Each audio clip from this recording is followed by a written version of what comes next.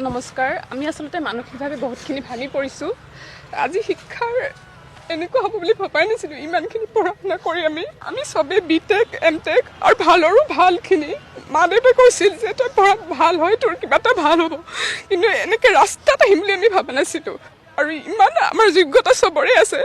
আমাৰ cut off 83, 82, মই নিজে ETCৰ হয়, 83লৈকে আমাৰ পাৰ্চেণ্টেজ দিছিল। সদায় পঢ়াত ভাল আছিলোঁ, স্কুলত ফাৰ্ষ্ট, সদায় ভাল কৰিছিলোঁ।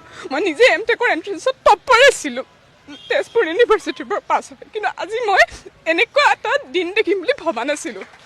আৰু এইটোৱে যে আমাৰ CM ছাৰৰ কাৰণে আমাৰ এটা CM ছাৰক মই এইটোৱে ক'ব বিচাৰিছোঁ যে আমাৰ এইটো কথাত আপোনালোকে হস্তক্ষেপ কৰক।